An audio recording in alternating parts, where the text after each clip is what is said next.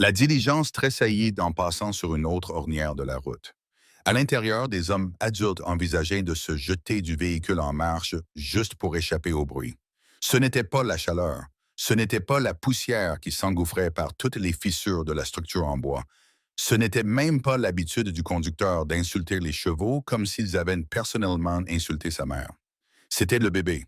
L'enfant hurlait avec une telle fureur qu'on se demandait si les nourrissons avaient une opinion sur la vie dans l'Ouest et s'ils avaient décidé que cela ne valait pas la peine. Le son s'insinuait dans votre crâne et s'y installait de façon permanente, aiguë et implacable, comme si quelqu'un avait donné à un petit être toute la rage du monde sans lui donner les mots pour l'exprimer. Et le bébé appartenait à l'homme le plus riche de la diligence. Il était assis, raide, dans le meilleur siège disponible, la mâchoire si serrée qu'on pouvait voir les muscles sauter sous sa peau.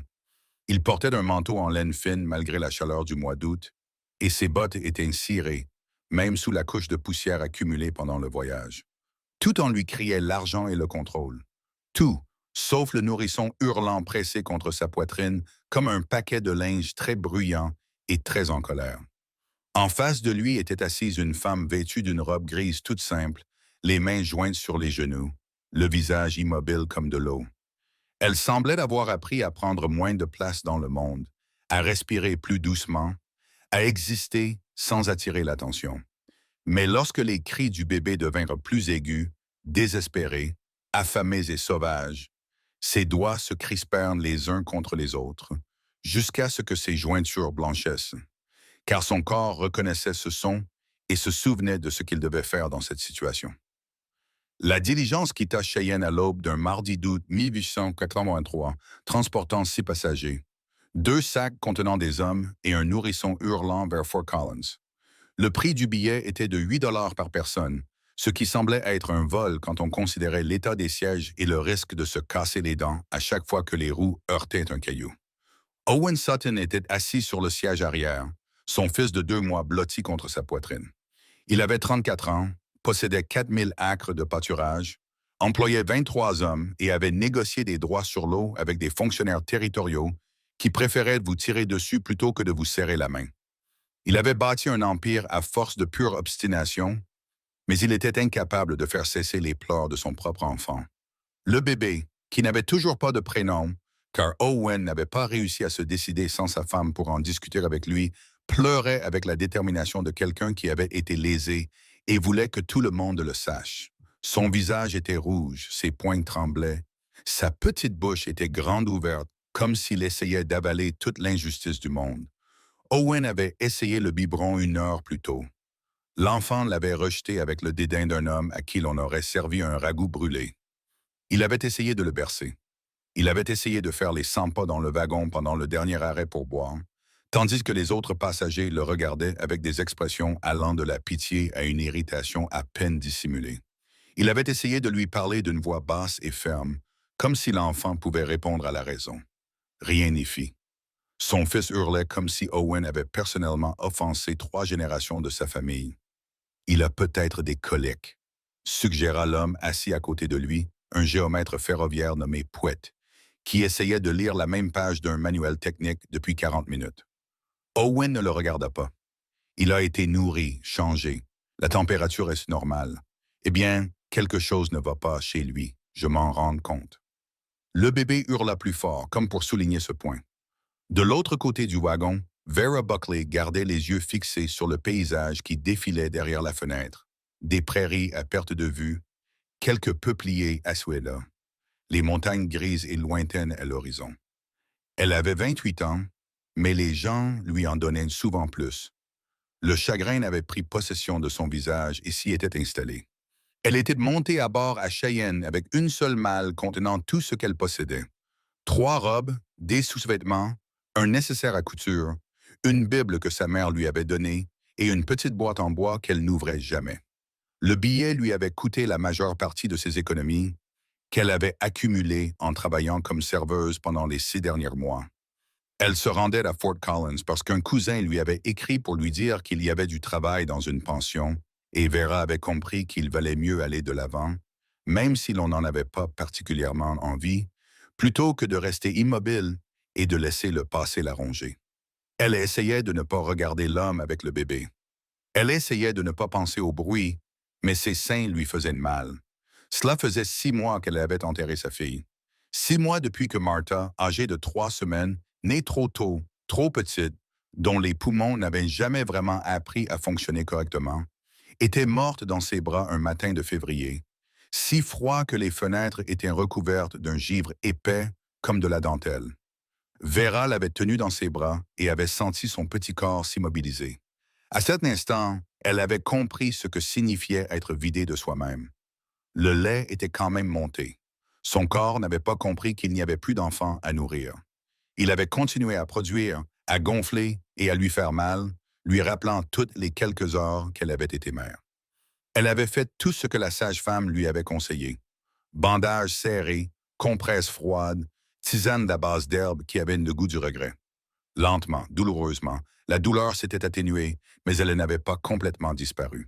Et maintenant, assise à 1 mètre d'un nourrisson qui hurlait, son corps réagissait comme un soldat entendant un cri de guerre. Ses seins se contractaient, chauds et pleins, pressés contre le tissu fin de son chemisier. Elle sentit le picotement familier, le début de la montée de lait, et ferma les yeux pour ne pas voir la cruauté de la situation. Ce n'était pas son enfant. Ce n'était pas sa vie. Elle n'avait pas le droit de ressentir cette attraction, cette horrible insistance biologique qui lui disait qu'elle pouvait aider. Les cris du bébé devinrent plus faibles, plus désespérés, le son d'un enfant qui était passé de la colère à quelque chose de plus proche de la panique. Les mains de Vera tremblaient sur ses genoux. En face d'elle, Owen Sutton regardait son fils avec une expression sculptée dans la pierre et le désespoir. C'était un homme grand, mesurant 1,80 large d'épaules, les mains marquées par des années de travail dans un ranch avant qu'il ne devienne assez riche pour embaucher d'autres personnes pour le faire. Ses cheveux étaient foncés, commençant à se parer de mèches grises au niveau des tempes. Son visage était beau, d'une beauté sévère, tout en angle dur et sans aucune douceur.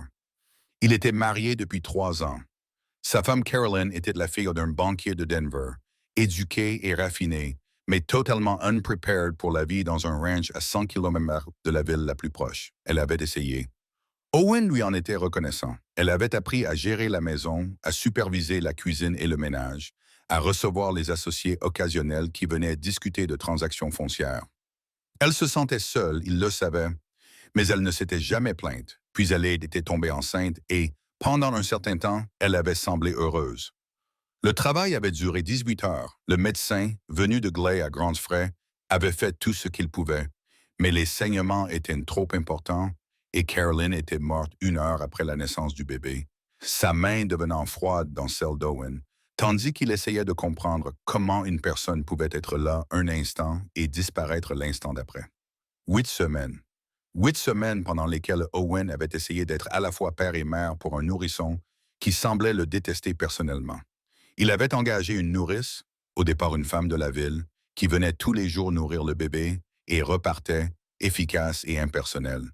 Mais hier, elle avait fait savoir que son propre enfant était malade et qu'elle ne pouvait pas faire le trajet.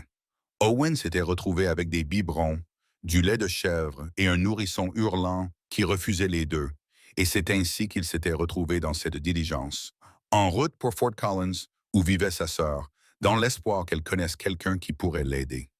Le bébé pleurait. Owen avait mal à la mâchoire à force de la serrer, et en face de lui, Vera Buckley leva enfin les yeux. Leurs regards se croisèrent. Elle y vit de l'épuisement, du désespoir, cette impuissance particulière qui vient du fait d'être puissant dans tous les domaines de sa vie, sauf celui qui compte le plus. Il vit quelque chose passer sur son visage, de la reconnaissance, de la douleur, puis un détournement délibéré du regard. Elle se remit à regarder par la fenêtre. La diligence continuait à cahoter. Ils s'arrêtèrent pour faire le plein d'eau à une station relais à 50 km de Cheyenne. Un misérable petit ensemble de bâtiments qui sentaient de fumier de cheval et semblaient tenus ensemble par l'optimisme et la rancœur. Les passagers descendirent avec gratitude, étirant leurs jambes engourdies par des heures de position assise, respirant un air qui n'était pas chargé de poussière et de cris de bébé. Owen descendit avec son fils toujours serré contre sa poitrine. L'enfant s'était épuisé et était tombé dans un sommeil agité, hoquetant de temps en temps, le visage taché et humide. Owen s'éloigna un peu de la station, sautillant légèrement dans l'espoir de le calmer. Tout va bien, murmura-t-il au bébé. Tu as mangé, tu es au sec, tu es en vie. Que veux-tu de plus? Le bébé gémit et enfouit son visage dans le manteau d'Owen. Je fais de mon mieux. Le bébé ne semblait pas convaincu. Derrière lui, Vera sortit de la gare où elle avait fait ses besoins et s'était aspergé le visage d'eau tiède à partir d'un lavabo qui semblait ne pas avoir été nettoyé depuis des lustres. Elle se tenait à l'ombre du bâtiment, regardant Owen faire les 100 pas avec l'enfant. Il bougeait comme un homme qui n'avait jamais vraiment compris comment être doux. Chaque pas était trop ferme, chaque rebond légèrement décalé. Le bébé s'agitait contre lui, et l'expression d'Owen se durcit encore davantage. La frustration, l'amour et le chagrin s'entremêlaient pour former quelque chose qui ressemblait à de la colère, mais qui n'en était pas. Vera eut mal au cœur. Elle se détourna et remonta dans la voiture avant que quelqu'un ne puisse voir son visage. Le bébé se remit à crier, 1 heure après avoir dépassé la gare Relais. Cette fois, c'était pire. Le son était désormais aigu et frénétique. C'était le cri d'un nourrisson qui était passé d'un simple inconfort à une véritable détresse. Owen essaya à nouveau le biberon. Le bébé détourna la tête, se cambra et agita les poings. « S'il te plaît, dit Owen doucement. « S'il te plaît, hurla le bébé. « Puis, dit brusquement le géomètre en se levant. « Je vais monter à l'avant avec le conducteur. » Il sortit par la petite porte à l'avant du corps, préférant risquer d'être éjecté du véhicule plutôt que de supporter 1 minute de plus ce bruit. Il ne restait plus que 4 passagers, Owen et le bébé, Vera, une femme d'âge moyen qui rendait visite à sa sœur, et un homme âgé qui s'était endormi malgré le chaos et ronflait actuellement, la bouche ouverte. Le bébé hurla. Les mains d'Owen tremblaient légèrement tandis qu'il tenait son fils. Son visage était devenu pâle sous la poussière du voyage et quelque chose se brisait derrière ses yeux. La lente et terrible prise de conscience qu'il ne pouvait rien y faire, que tout son argent, ses terres et son pouvoir ne signifiaient rien ici. Vera le regarda essayer. Elle le regarda échouer et elle sentit son corps réagir. Le lait coula en un flot qui la fit haleter et presser son bras contre sa poitrine, essayant de l'arrêter, de réprimer l'instinct qui criait en elle aussi fort que le bébé. Les cris de l'enfant devinrent rauques et Vera ne put le supporter plus longtemps. Elle se leva, la diligence se balança sous son mouvement, et Owen releva brusquement la tête. Son regard croisa celui de Vera, défensif, épuisé, s'accrochant à peine. Elle se plaça juste devant lui, agrippant le bord du siège pour garder son équilibre. « Il a faim, dit-elle. » Sa voix était calme mais ferme, le ton de quelqu'un qui énonce un fait indéniable. Owen serra les mâchoires. Il avait été nourri, mais pas comme il le fallait. Les mots restèrent suspendus dans l'air entre eux, lourds de sens. Owen la fixa du regard. La compréhension vint lentement, suivie immédiatement par quelque chose qui ressemblait à de l'horreur mêlée à un espoir désespéré. « Tu es veuve, dit Vera. » Elle garda une voix calme. « En fait, bref. Même si mon cœur battait à tout rompre, j'ai perdu ma fille il y a 6 mois. Mon corps ne l'a pas oublié. » Owen eut le souffle coupé. Il baissa les yeux vers son fils qui criait, puis regarda à nouveau Vera. « Tu ferais ça? » Il s'interrompit, puis reprit. « Tu ferais ça pour lui? »« Pour lui, dit Vera, pas pour toi. » La distinction lui semblait importante. Owen acquiesça lentement, serrant le bébé dans ses bras, protecteur même maintenant. « De quoi avez-vous besoin? » Vera jeta un coup d'œil aux autres passagers. La femme d'âge moyen la fixait, les yeux écarquillés. Le vieil homme continuait de ronfler. « D'intimité, répondit Vera. « Autant que possible. » Il y avait un petit rideau, rarement utilisé, fixé à une tringle près de la banquette arrière. Owen le tira pour créer une cloison de fortune qui les cachait des autres passagers. C'était un tissu fin, à peine suffisant, mais c'était déjà ça. Vera s'assit sur la banquette. Ses mains étaient fermes lorsqu'elle commença à déboutonner le corsage de sa robe, mais à l'intérieur, elle tremblait. C'était de la folie. C'était de la gentillesse. C'était la chose la plus intime qu'elle pouvait offrir à un inconnu et la chose la plus naturelle au monde. Owen tenait le bébé, hésitant. « Monsieur, dit Vera doucement, je vous le propose, mais c'est à vous de choisir. » Owen regarda le visage rouge et furieux de son fils. Pendant le trajet, le petit corps tremblait à chaque cri. Voyant le désespoir dans chaque respiration, il tendit le bébé à Vera. L'enfant n'était plus léger que Vera ne se souvenait. Ou peut-être que Martha était simplement plus lourde dans son souvenir. Attendu avec tout l'amour et le chagrin qui s'ensuivirent. Elle l'ajusta avec précaution, soutenant sa tête, le rapprochant d'elle. « Chut, murmura-t-elle. Chut, mon petit. » Le bébé hurla dans son visage. Vera desserra davantage sa robe, défit son corsage et guida le bébé vers son sein. Il résista un instant, en colère, confus par le changement, puis son instinct prit le dessus. Il se mit soudainement à téter, désespérément, et commença à se nourrir. Le silence fut immédiat et bouleversant. Vera allaita doucement. La sensation fut douloureuse au début, cela faisait si longtemps, et son corps avait presque oublié. Mais ensuite, la douleur s'estompa pour laisser place à autre chose. Un soulagement, une libération, une étrange et douloureuse justesse qui lui serra la gorge d'émotion. Le bébé tétait avec une intensité déterminée. Ses petites mains se crispant contre sa peau, ses petits gloussements étant le bruit le plus doux que Vera ait entendu depuis des mois. Elle se mit à pleurer. Elle ne le voulait pas. Elle avait voulu être pragmatique, voire clinique, mais son corps se souvenait de tout. Le poids d'un bébé dans ses bras, l'attrait de l'allaitement, le lien profond que crée le fait de donner la vie à travers son propre corps. Elle pleura silencieusement, les larmes coulant sur son visage, tandis que derrière le rideau, elle pouvait entendre Owen respirer soudainement, comme un homme qui venait d'être tiré du bord d'une falaise. La succion frénétique du bébé ralentit, son corps se détendit contre elle. Il émit un petit son de satisfaction, presque un ronronnement, et continua à téter plus calmement, non plus affamé, mais simplement affamé. Vera le regarda. Il avait des cheveux foncés, fins et doux. Ses yeux étaient fermés, concentrés. Il était beau, comme tous les bébés sont beaux, mais aussi tout à fait ordinaire, et c'était la chose la plus précieuse qu'elle ait tenue depuis la mort de Martha. « Voilà, murmura-t-elle. Voilà, mon petit garçon. C'est mieux, n'est-ce pas? » La main du bébé trouva son doigt et le saisit. Le cœur de Vera se brisa. Derrière le rideau, Owen se tenait debout, le dos appuyé contre la paroi du corps, les mains écartées de chaque côté comme s'il avait besoin de soutien. Il avait les yeux fermés, sa poitrine se soulevait et s'abaissait au rythme de respiration prudente et mesurée.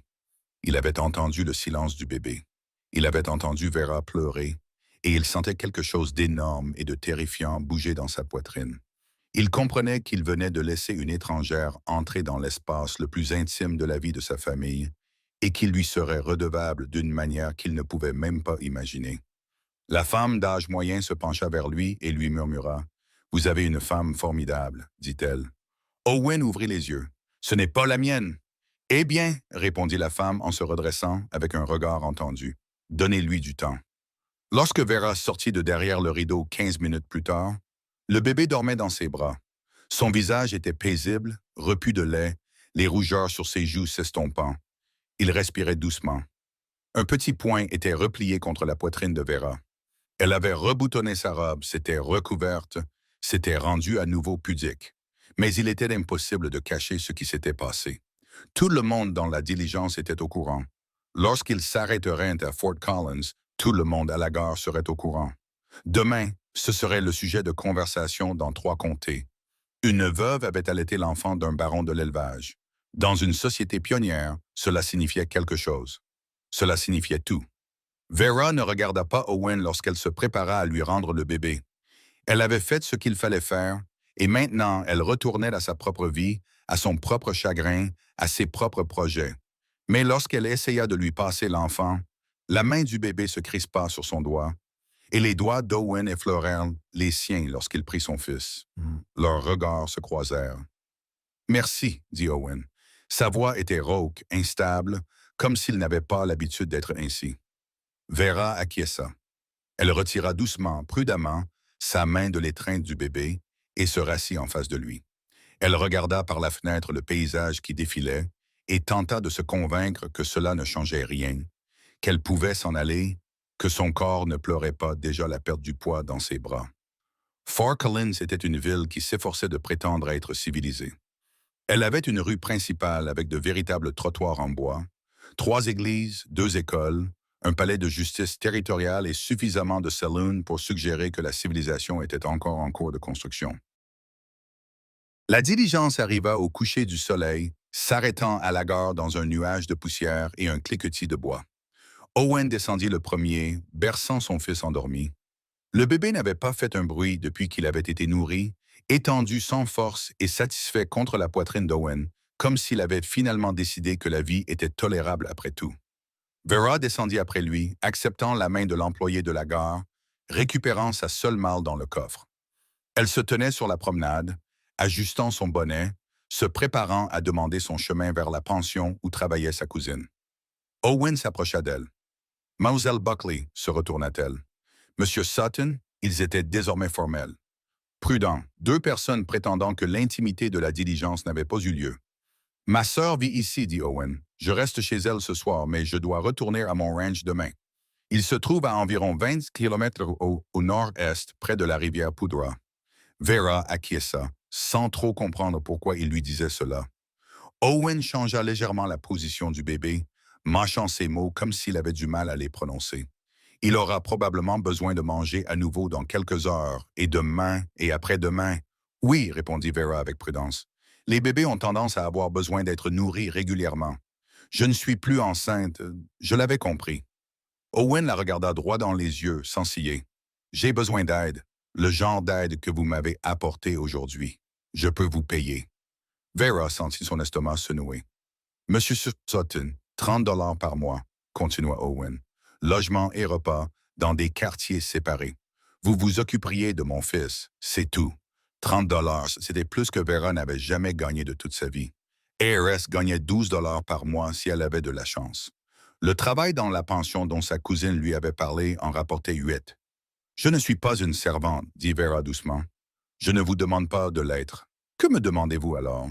Owen baissa les yeux vers son fils endormi. Quand il releva la tête, son regard était empreint d'une émotion brute. Je vous demande de garder mon fils en vie, car je ne peux pas le faire seul, et il refuse le biberon. Toutes les nourrices des 3 comtés sont soit trop loin, soit déjà employées. Et aujourd'hui, vous l'avez sauvé. Aujourd'hui, je l'ai aidé, corrigea Vera. Cela ne veut pas dire que je comprends ce que cela signifie, l'interrompit Owen. Sa voix baissa d'un ton. Au cas où vous ne l'auriez pas remarqué, je suis désespéré. Mon fils n'a pas dormi plus d'1 heure d'affilée depuis des jours. Il perd du poids. Et je... Il s'interrompit et déglutit. Je le laisse tomber. Alors oui, je vous le demande. Et oui, je vous paierai bien pour cela. Mais surtout, je vous le demande simplement. Vera resta immobile. Derrière Owen, le soleil se couchait sur les montagnes, peignant le ciel de nuances oranges et violettes. La rue était animée par le trafic du soir, les chariots qui passaient en brinque-ballant, les cowboys se dirigeant vers les saloons, les familles rentrant chez elles pour dîner et retrouver le confort ordinaire de leur vie. Vera se dirigeait vers une pension, vers un travail qui lui casserait le dos et ne lui rapporterait presque rien. Vers une vie supportable, mais pas heureuse. Combien de temps? Demanda-t-elle. Jusqu'à ce que je trouve une autre solution, répondit Owen. Quelques semaines, peut-être un mois. Et ensuite, tu partiras si tu le souhaites, avec des références, de l'argent, tout ce dont tu auras besoin. C'était un arrangement pratique, rien de plus. C'est ce que Vera se disait. Des quartiers séparés, répéta-t-elle. Oui. Et je ne le suis pas. Elle hésita, puis poursuivit. Je ne remplace personne. J'aide votre fils, c'est tout. C'est tout. Owen acquiesça. Le bébé remua, émettant un petit bruit, et Owen se raidit instinctivement, en état d'alerte. Mais l'enfant se calma, le visage pressé contre le manteau de son père, toujours endormi. Vera prit sa décision. 1 mois, dit-elle. Après cela, nous réévaluerons la situation. Owen acquiesça. Le soulagement envahit son visage, même s'il tenta de le cacher. Je demanderai à mon employé de ranch de vous conduire demain matin. Nous sommes au ranch Sutton. Quelqu'un en ville pourra vous indiquer le chemin demain. Puis, Vera prit sa malle et se dirigea vers l'adresse que lui avait donnée sa cousine, consciente qu'elle venait d'accepter quelque chose qui allait soit la sauver, soit la ruiner, sans savoir lequel des deux. Le ranch Sutton était situé dans une vallée où la rivière Poudra serpentait à travers des prairies si vastes qu'on aurait dit que la terre avait oublié de s'arrêter. La maison principale était en pierre et en bois, avec 2 étages, un large porche et des fenêtres qui laissaient entrer la lumière du matin.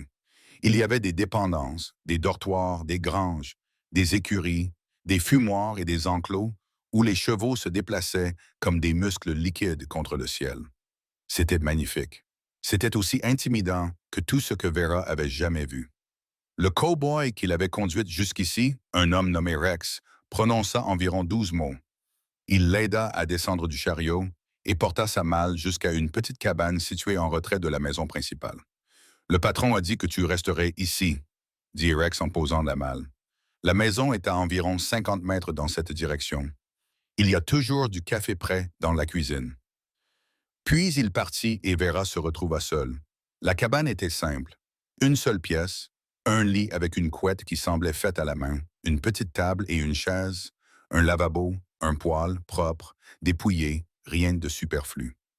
Vera défit lentement ses valises, suspendit ses robes à des crochets, posa son nécessaire à couture sur la table.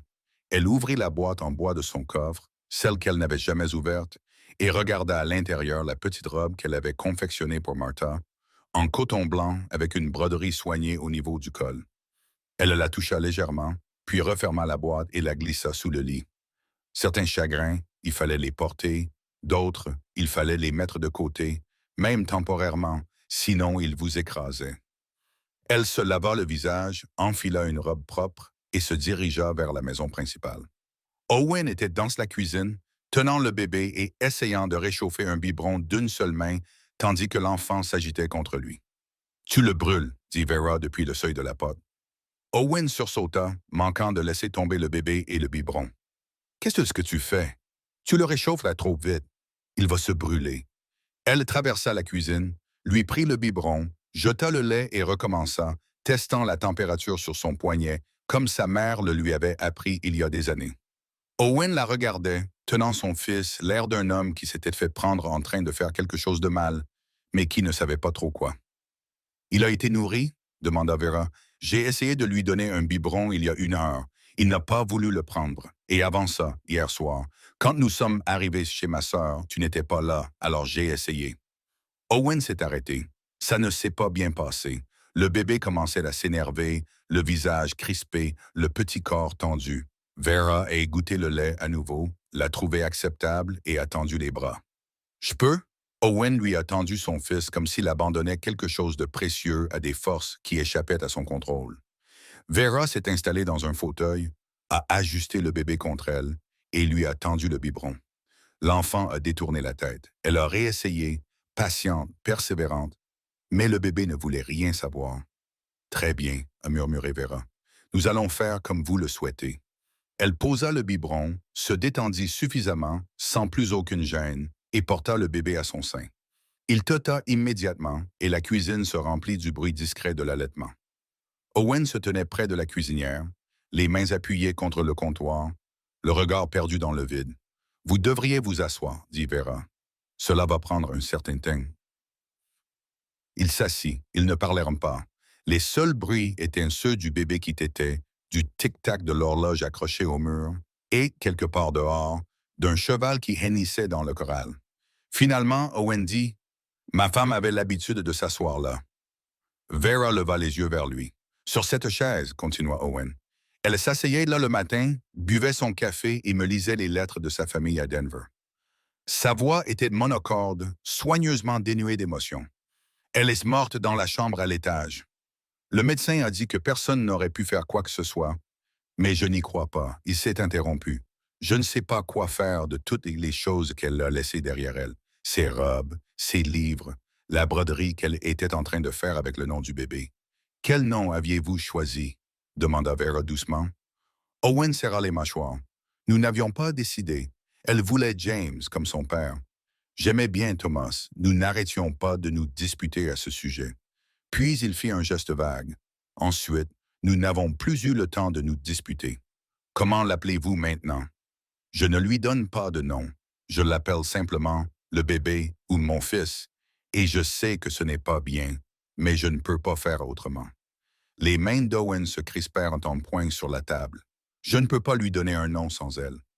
Vera baissa les yeux vers l'enfant dans ses bras. Il tétait plus lentement maintenant, somnolent et satisfait, sa main posée contre sa poitrine. Il a besoin d'un nom, dit-elle doucement. C'est une personne, pas seulement un bébé. Il mérite d'avoir un nom. Je sais, alors choisis. Owen la regarda. Choisis. Vera cligna des yeux. Moi, c'est toi qui le gardes en vie. C'est toi qui dois lui donner un nom. C'était absurde, inapproprié, sauf qu'Owen la regardait comme si elle était déjà devenue plus qu'une nourrice engagée, comme si elle était devenue indispensable. Et Vera sentit le poids de cette responsabilité s'abattre sur ses épaules comme une chose physique. Thomas James, dit-elle après un moment. Les deux noms. Thomas James Sutton. Ainsi, vous serez tous les deux là. Owen déglutit. Il acquiesça d'un signe de tête. Thomas, dit-il, pour tester. Puis à nouveau, plus fermement. Thomas, le bébé. Thomas s'était endormi en tétant, repu de lait et paisible. Vera le regarda et pensa « Je suis dans le pétrin ». La vie au ranch prit un rythme régulier. Thomas se réveillait toutes les 3 heures en criant ses opinions sur le monde. Vera le nourrissait, le changeait, le promenait quand il était grognon et lui chantait des chansons quand il n'arrivait pas à dormir. Owen tournait autour, essayant d'aider, mais surtout gênant. La première fois que Thomas vomit sur la chemise d'Owen, Vera rit. Elle essaya immédiatement de s'arrêter en mettant sa main sur sa bouche, mais le son s'échappa quand même, surpris et sincère. C'était le premier vrai rire qu'elle avait poussé depuis des mois. Owen regarda le désordre qui s'étalait sur sa poitrine. C'est une vengeance, n'est-ce pas? Parce que nous n'avons pas choisi son prénom plus tôt. Il a des opinions bien arrêtées, dit Vera, toujours souriante. Il tient de son père. Je ne crache pas sur les gens. Non, tu te contentes de les fusiller du regard jusqu'à ce qu'ils capitulent. La bouche d'Owen se tordit. C'est une communication efficace. Thomas rôta bruyamment, satisfait. Excuse-toi, dit Owen à son fils. Le bébé le fixa, sans ciller et sans impression. Une semaine passa. Puis Vera se déplaça dans la maison avec une assurance croissante, apprenant où se trouvaient des choses, comment fonctionnait la cuisinière, quelle planche craquait. La cabane ressemblait moins à un refuge temporaire qu'à un endroit où elle pouvait respirer. Elle cousait le soir, raccommodant les chemises d'Owen, ourlant les pantalons de travail des ouvrières du ranch, confectionnant de minuscules robes pour Thomas, car celles d'Owen étaient déjà trop petites. Owen travaillait de longues journées à gérer le ranch, régler les différends entre les ouvriers, vérifier les clôtures, traiter avec des acheteurs de bétail venus d'aussi loin que Denver. Mais il revenait à la maison à des moments inattendus de la journée, soi-disant pour voir comment allait Thomas. Mais en réalité, soupçonnait Vera pour voir comment elle allait. Il l'observait avec le bébé. Il la regardait plier le linge. Il la regardait se déplacer dans sa cuisine comme si elle y était chez elle. Et quelque chose dans son expression devenait compliqué. Un jeudi soir, Thomas décida de se rebeller contre le sommeil. Vera l'a promené pendant 1 heure, fredonnant toutes les chansons qu'elle connaissait. Comme cela ne fonctionnait pas, elle a essayé de le bercer, puis de le nourrir, puis de le promener à nouveau. Rien n'y faisait. Thomas criait avec la conviction de quelqu'un qui avait été profondément lésé et qui voulait s'assurer que tout le territoire le sache. Owen est apparu à la porte de la cabane où Vera essayait de calmer l'enfant en le promenant. « Donne-le-moi, a dit Owen. Tu as besoin de dormir. Tu as le transport de bétail demain et tu marches depuis 1 heure. Donne-le-moi. » Vera lui tendit Thomas, trop épuisé pour discuter. Owen prit son fils et sortit dans l'air frais de la nuit. Vera le suivit, debout sur le petit porche de la cabane, regardant Owen faire les 100 pas dans la cour avec Thomas serré contre sa poitrine. « Écoute-moi, dit Owen au bébé, d'une voix basse mais ferme. Je sais que la vie est dure.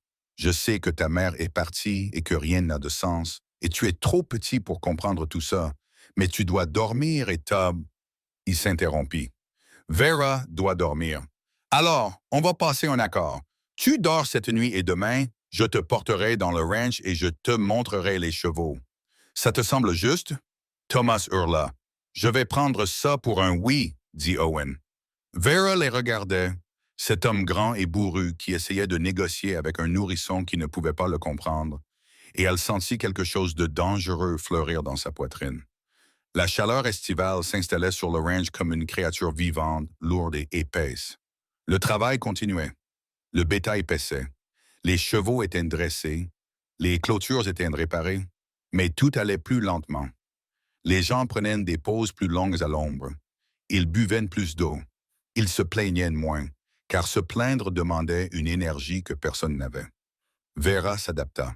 Elle apprit à allaiter Thomas tôt le matin, quand il faisait frais, à laisser les fenêtres de la cabane ouvertes la nuit pour laisser entrer la moindre brise, à mouiller des vêtements et à les presser contre sa nuque lorsque la chaleur la rendait étourdie.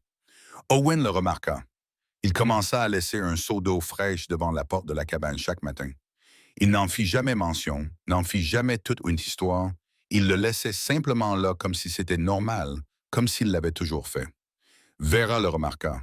Elle commença à laisser des portions supplémentaires de tout ce qu'elle cuisinait, du pain de maïs, du ragoût, des biscuits, sur la table de la cuisine de la maison principale, sachant qu'Owen oubliait souvent de manger lorsqu'il était occupé par le travail au ranch.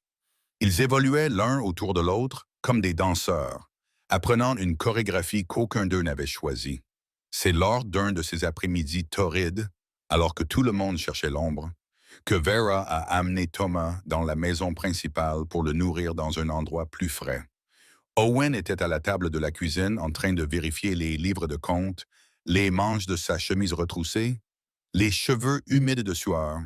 Il a levé les yeux lorsqu'elle est entrée. « Restez, a-t-il dit. Il fait plus frais ici que dans la cabane. » Vera s'installa sur la chaise en face de lui. Thomas s'agitait déjà.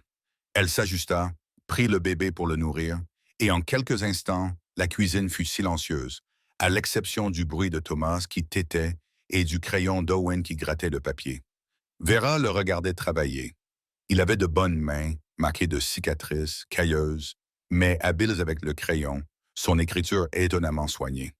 De temps en temps, il fronçait les sourcils devant un chiffre, barrait quelque chose, recalculait. « Les chiffres sont-ils erronés? » demanda Vera à voix basse. Owen leva les yeux. « Les chiffres sont bons, mieux que bons. Nous connaissons la meilleure année que j'ai eue depuis que j'ai acheté cet endroit. » Il posa son crayon, mais le profit ne signifie pas grand-chose quand on ne peut pas. Il s'interrompit. Quand on ne peut pas, quoi? Quand on ne peut pas le partager avec quelqu'un. Les mots pesaient lourd entre eux. Thomas avait fini de manger d'un côté, Vera l'a déplacé de l'autre côté, et Owen a baissé les yeux vers le mouvement avant de se reprendre et de détourner brusquement le regard, le visage soigneusement impassible. « Tu peux regarder, » dit Vera. Owen serra la mâchoire. « Ce n'est pas approprié. Je nourris ton fils dans ta cuisine. L'approprié a cessé d'être pertinent il y a environ 3 semaines. C'est différent. » « Comment ça? » »« C'est comme ça. » Vera l'observa. Ses épaules étaient tendues, ses mains posées à plat sur la table, comme s'il se retenait de force. Il y avait quelque chose dans sa posture, rigide, contrôlée, déterminée, qui suggérait que la regarder en ce moment serait dangereux. « Monsieur Sutton, Owen, dit-il, juste Owen, vous vivez dans ma maison, vous vous occupez de mon enfant. Je pense que nous avons dépassé le stade des formalités. » « Owen, corrigea Vera, vous avez le droit d'être humain. Qu'est-ce que cela signifie? » « Cela signifie que vous avez le droit de pleurer votre femme tout en remarquant qu'il y a une autre femme dans votre maison. Les deux choses peuvent être vraies. » Les yeux d'Owen se posèrent sur elle, vifs et défensifs. « Je ne vous accuse de rien, » l'interrompit doucement Vera. « Je dis simplement que tu n'as pas besoin de faire comme si j'étais invisible. Ça doit être épuisant. » Owen se leva brusquement, la chaise raclant le sol. Il se dirigea vers la fenêtre, posa ses mains sur le rebord et regarda le ranch comme si les chevaux pouvaient lui apporter les réponses dont il avait besoin. « Ma femme est morte depuis 2 mois, dit-il. Sa voix était rauque. 2 mois, et quand je te vois tenir mon fils dans tes bras, je ressens... » S'interrompit-il. « Je ne devrais rien ressentir. C'est trop tôt. C'est irrespectueux. » « Ressentir quelque chose n'est pas irrespectueux, » dit Vera. « C'est humain. Ce que je ressens ne l'est pas. » Les mains d'Owen se crispèrent sur le rebord de la fenêtre. Ce n'est pas approprié. Le cœur de Vera battait trop vite. Thomas s'était endormi, son petit corps chaud et lourd contre elle. Elle ajusta sa robe, se couvrit et se leva prudemment. Owen, dit-elle. Il ne se retourna pas. Owen, regarde-moi. Lentement, il se retourna. L'expression sur son visage était brute, un mélange de chagrin, de culpabilité et d'autres choses. Quelque chose de brûlant et de désespéré qui coupa le souffle à Vera. Ce que tu ressens, dit-elle avec précaution, c'est tout. Tu es vivant, tu te sens seul, il y a une femme chez toi qui n'est pas ta femme, et ton corps ne comprend pas la différence entre ce qui est approprié et ce qui est vivant. Elle fit une pause. Le mien non plus. Owen retint son souffle. Il traversa la cuisine en 3 enjambées et s'arrêta suffisamment près pour que Vera puisse sentir la chaleur qui se dégageait de lui, sentir l'odeur du soleil et du travail sur sa peau, son regard rivé sur le sien, intense, inquisiteur, et à ce moment-là, ses doigts effleurèrent son bras alors qu'elle déplaçait légèrement Thomas, un simple contact, mais qui la fit frissonner, réveillant tous ses sens. L'air s'épaissit encore, la lumière de l'après-midi pénétrait par la fenêtre, projetant des reflets dorés sur eux. Vera déposa doucement Thomas, endormi dans le berceau tout proche, ses mouvements délibérés, son pouls s'accélérant. La main d'Owen s'attarda, remontant le long de son bras avec une fermeté qui trahissait un désir contenu, sa paume cailleuse allumant des traînées de feu sur sa peau. Sans un mot, il l'attira vers lui, sa bouche s'emparant de la sienne dans un baiser profond et urgent qui avait le goût du sel et du désir. Vera répondit avec la même ferveur, ses doigts s'emmêlant dans sa chemise, le tirant vers elle alors que leurs corps se pressaient l'un contre l'autre. Il la souleva sur le bord de la table, les papiers éparpillés et oubliés, ses mains explorant les courbes de son corps avec une avidité qui égalait la chaleur de la journée. Elle enroula ses jambes autour de lui, l'attirant vers elle, et il bougea avec elle, pénétrant sa chaleur d'un mouvement lent et délibéré qui la fit haleter contre ses lèvres. Leur rythme s'accéléra progressivement, leur corps luisant de sueur, chaque coup de rein plus profond et plus insistante, des vagues de plaisir les submergeant à l'unisson. Ses ongles s'enfoncèrent dans son dos, l'exhortant à continuer, tandis que sa prise sur ses hanches se resserrait, guidant leurs mouvements communs avec une intensité brute. Leur connexion s'intensifia, les sensations s'accumulaient couche après couche, le glissement lisse, la pression croissante, leur respiration commune devenant saccadée. Ils bougeaient à l'unisson, perdus dans le rythme sauvage de leurs mouvements, jusqu'à ce que la libération les submerge tous les deux, féroce et totale, les laissant tremblants dans le sillage. Owen la serra contre lui pendant un long moment, leurs fronts se touchant, leurs respirations se mêlant. Puis, lentement, la réalité refit surface. « Tu devrais partir, » dit-il d'une voix rauque, « avant que je fasse quelque chose que nous regretterons tous les deux. » Les jambes de Vera tremblaient, mais elle se dirigea vers la porte. Sur le seuil, elle s'arrêta et se retourna. Owen était debout, les mains appuyées sur la table, la tête baissée, respirant prudemment. « Owen, » dit-elle, il leva les yeux. « C'est douloureux, » dit-elle doucement, « mais j'en veux plus. » Ces mots tombèrent entre eux comme une confession, une promesse et un avertissement à la fois. Puis Vera sortit avant de pouvoir voir sa réaction. Elle se tenait debout, le cœur battant, sachant qu'elle venait de franchir une ligne qu'aucun d'eux ne pouvait franchir. Owen ne vint pas à la cabane cette nuit-là ni la nuit suivante. Pendant 3 jours, il l'évita, sauf lorsque c'était absolument nécessaire, passant Thomas entre eux sans dire un mot, laissant de l'argent pour les provisions sur la table de la cuisine, au lieu de lui demander directement ce dont elle avait besoin.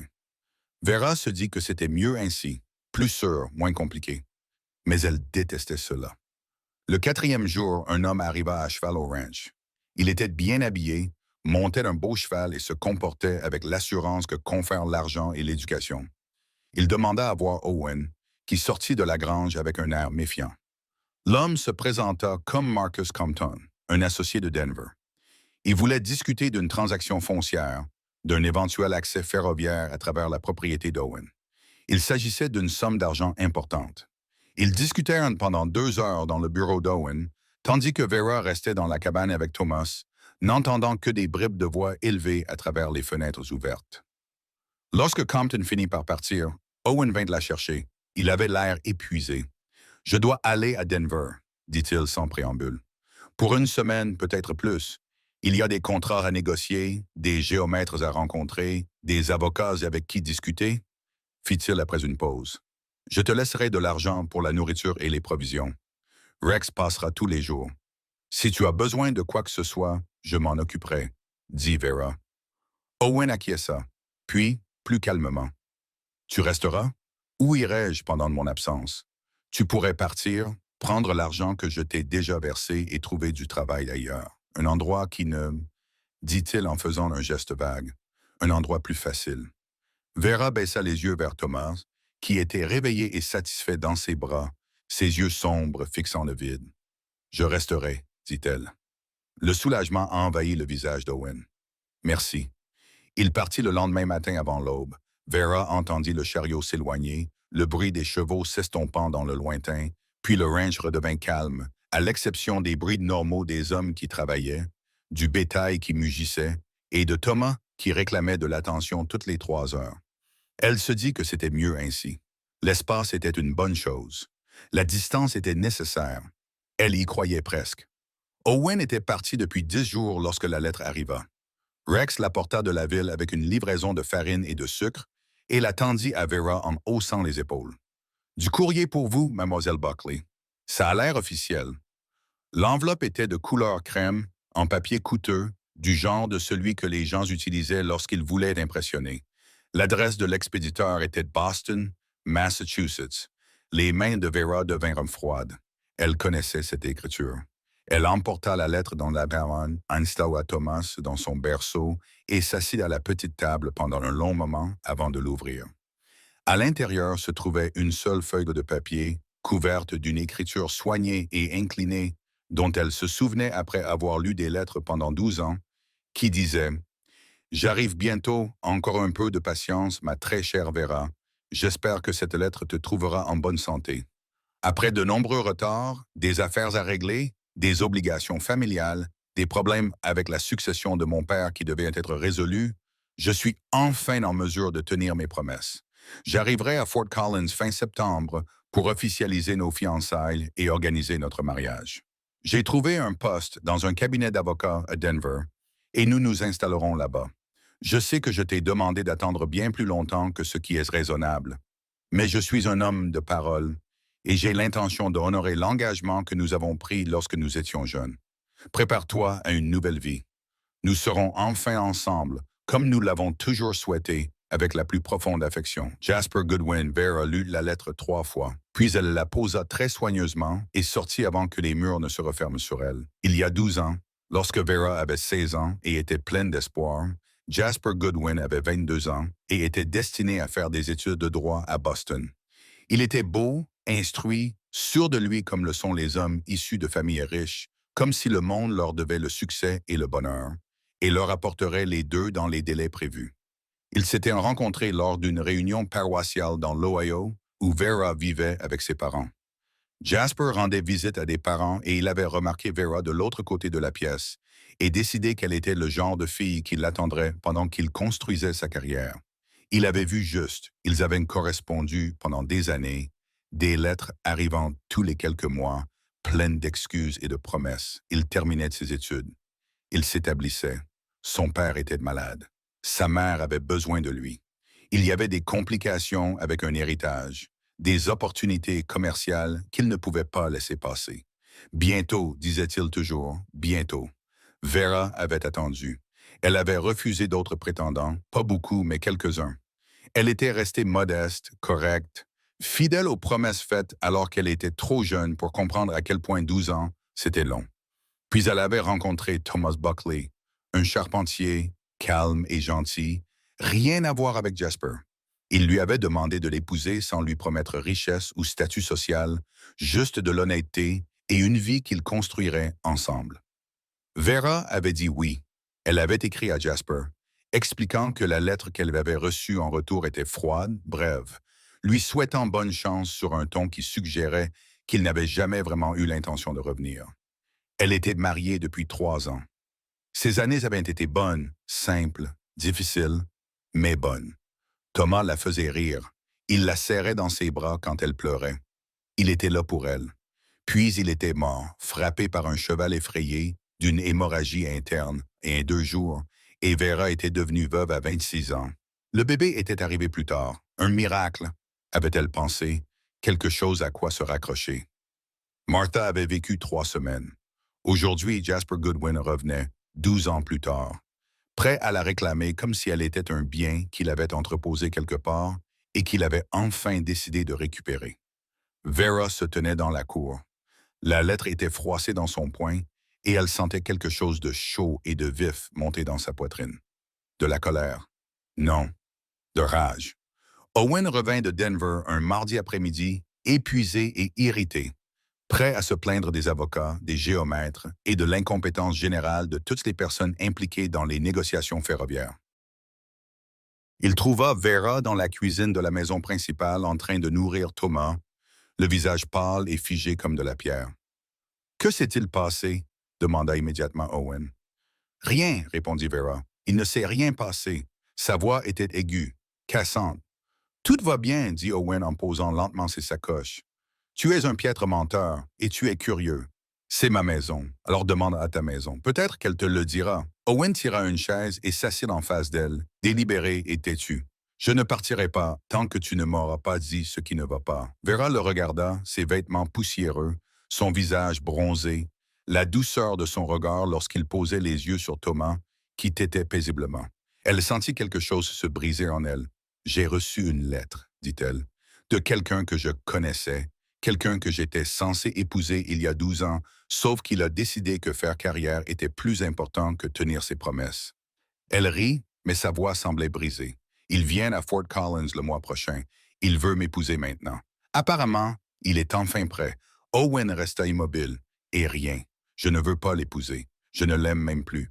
C'est un étranger qui pense que j'ai toujours 16 ans et que j'attends près d'une fenêtre quelque part, pressant des fleurs et soupirant sur des lettres. Alors dis-lui non, c'est ce que je compte faire. Alors, quel est le problème? Vera baissa les yeux vers Thomas, qui s'était endormi en plein milieu de la tétée, son petit visage paisible contre sa poitrine. Le problème, c'est que je ne sais plus qui je suis censé être. J'ai attendu 12 ans d'un homme qui n'est jamais venu. J'ai épousé quelqu'un d'autre et il est mort. J'ai eu un bébé et elle est morte. Et maintenant, je suis ici, à m'occuper de ton fils, à vivre dans ta maison, et je ne sais pas.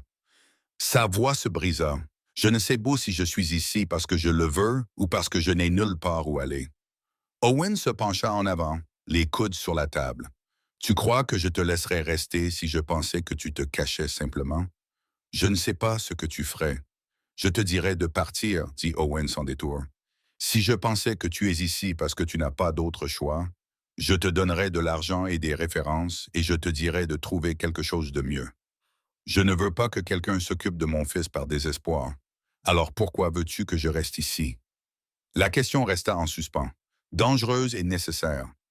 Owen serra la mâchoire. Il regarda Thomas, puis Vera, et lorsqu'il prit la parole, sa voix était rude d'honnêteté. Parce que tu es doué avec lui, parce qu'il s'épanouit avec toi comme jamais auparavant. Parce que tu le regardes comme s'il comptait et non comme s'il était un fardeau. Il fit une pause, et parce que quand je suis rentré à la maison aujourd'hui, la première chose que j'ai voulu faire, c'était te trouver et te parler de Denver, et ça m'a tellement effrayé que j'ai failli faire demi-tour et repartir. Vera retint son souffle. Je ne te demande pas de remplacer ma femme, continua Owen. Je ne te demande pas de rester pour toujours. Je te demande simplement de prendre ta décision en fonction de ce que tu veux vraiment, et non de ce qu'un homme de ton passé pense que tu lui dois. Et si je ne sais pas ce que je veux? Alors trouve-le, mais fais-le ici, avec le temps, en toute honnêteté. Son regard était fixe et déterminé. Et si tu décides de partir, je t'aiderai à le faire, sans culpabilité, sans dette. Juste, dit-il en faisant un geste désemparé, juste sois sûr. Vera regarda cet homme qui avait été arrogant, désespéré, têtu et gentil, qui avait confié son fils à un étranger parce qu'il avait eu le courage d'admettre qu'il ne pouvait pas y arriver seul, qui la regardait maintenant comme si elle était quelque chose de précieux. Non pas pour ce qu'elle pouvait lui apporter, mais pour qui elle était. Je ne veux pas épouser Jasper Goodwin, dit Vera doucement. Très bien, mais je ne sais pas si je veux rester ici non plus. C'est compréhensible. J'ai besoin de temps. Tu l'auras. Thomas remua, poussant un petit gémissement sans se réveiller. Vera le réinstalla doucement, et Owen l'observa avec une expression qu'elle ne parvint pas à déchiffrer. Owen, dit-elle, merci de ne pas rendre les choses plus difficiles qu'elles ne le sont déjà. Owen se leva et rassembla ses sacoches. À la porte, il s'arrêta. Pour ce que ça vaut, dit-il, j'espère que tu resteras. Puis il partit. Avant qu'elle n'ait pu répondre, Jasper Goodwin arriva à Fort Collins 4 semaines plus tard. Il envoya un message au ranch pour demander à Vera de le retrouver à l'hôtel en ville. Elle lui répondit que s'il voulait lui parler, il pouvait venir la voir, et c'est ainsi que Jasper se retrouva dans la cour du ranch Sutton par une belle matinée de septembre, l'air très mal à l'aise dans son beau costume et ses chaussures cirées. Regrettant manifestement toute cette situation, Owen se tenait sous le porche, les bras croisés, observant la scène avec l'intensité concentrée d'un homme prêt à intervenir si nécessaire. Vera faisait face à Jasper, Thomas dans les bras.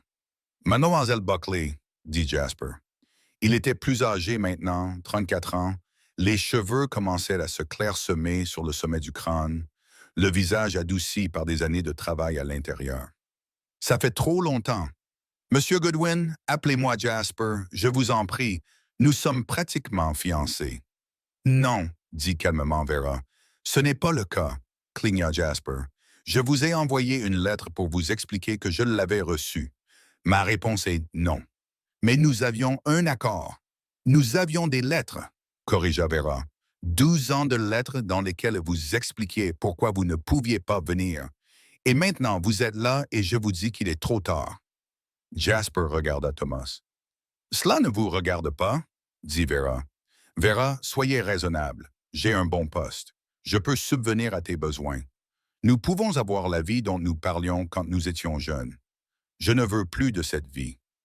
À cause de lui, dit Jasper en désignant Owen, qui se redressa sur le porche, l'air menaçant. À cause de moi, dit Vera fermement, parce que je ne suis plus la jeune fille de 16 ans qui attendait près de la fenêtre. Je suis veuve. Je suis une femme qui a survécu à des choses que tu ne peux pas imaginer. Et je ne veux pas être revendiqué comme un bien oublié. Jasper rougit. J'ai fait tout ce chemin. Personne ne t'a demandé de le faire. J'ai tenu ma promesse. Avec 12 ans de retard. Vera s'approcha, baissant la voix. Retourne à Boston, Jasper. Trouve quelqu'un qui croit encore à l'image que tu donnes de toi-même. Moi, je n'y crois pas. Elle se retourna et se dirigea vers la maison, Thomas en sécurité dans ses bras. Derrière elle, elle entendit Owen dire « Je pense que la dame s'est exprimée clairement. » Et Jasper bredouillant. « Qui êtes-vous toutes les deux? »« Je suis l'homme qui vit ici, » dit Owen d'un ton neutre. « Et vous êtes en infraction. Donc, à moins que vous ne souhaitiez discuter du droit immobilier avec quelqu'un de nettement moins poli qu'elle, je vous suggère de partir. » Vera ne resta pas pour entendre la suite. Elle entra, le cœur battant, se sentant plus légère qu'elle ne l'avait été depuis des mois. Owen la trouva dans la cuisine 10 minutes plus tard. « Il est parti, » dit Owen. « Tant mieux. Ça va? » Vera regarda cet homme qui lui avait donné de l'espace, du temps et de l'honnêteté, qui l'avait protégé sans l'étouffer, qui lui avait donné le sentiment d'avoir de la valeur sans lui donner l'impression de lui appartenir. « Je reste, » dit-elle. Owen se figea. « Quoi? Je reste? Pas parce que je n'ai nulle part où aller. Pas à cause de Thomas ou de l'argent, ni parce que j'ai peur d'être seule. » Elle prit une inspiration. « Je reste parce que je le veux. Parce que cet endroit me semble plus accueillant que tous ceux où j'ai vécu ces dernières années. Parce que lorsque je pense à partir, tout en moi me dit non. » Owen traversa lentement la cuisine et s'arrêta suffisamment près d'elle pour qu'elle puisse voir ses mains trembler légèrement.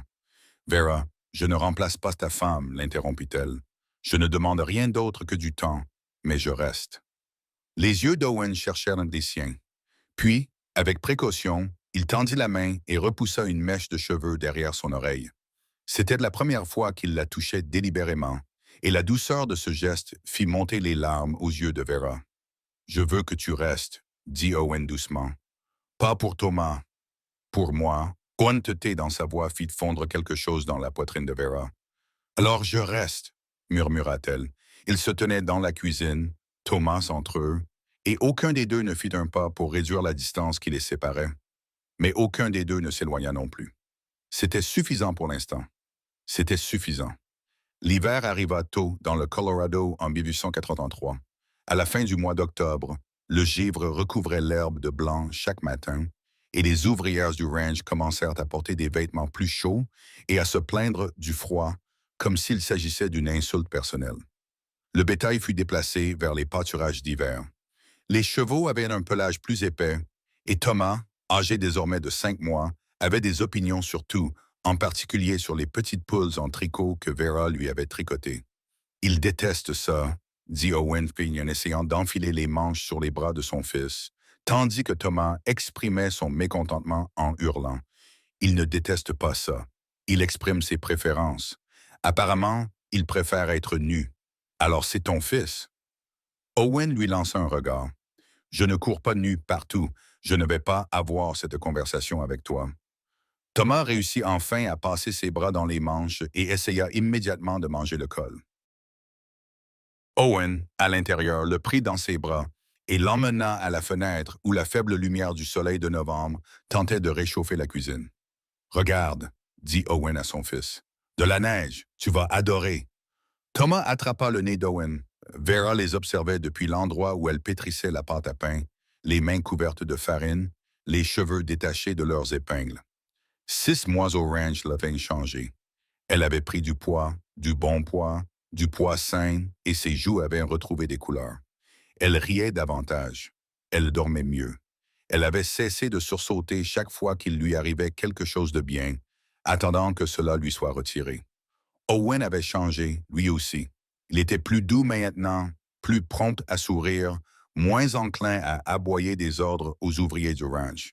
Il parlait constamment à Thomas, lui expliquant la gestion du bétail, discutant des conditions météorologiques, exposant ses opinions sur l'extension du chemin de fer comme si le bébé comprenait et apprécierait un jour cet enseignement.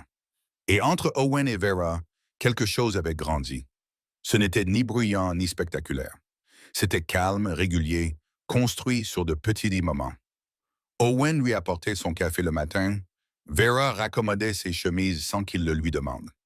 Le soir, ils s'asseyaient ensemble, tandis que Thomas dormait entre eux, confortablement installé dans le silence, mais aucun des deux n'avait parlé de ce que c'était. Aucun des deux ne l'avait nommé. Aucun des deux n'avait demandé ce qui allait se passer ensuite. L'acheteur de bétail est arrivé début décembre. Il s'appelait Creed Shepherd et dirigeait une énorme entreprise depuis Kansas City, achetant du bœuf pour les marchés de l'Est.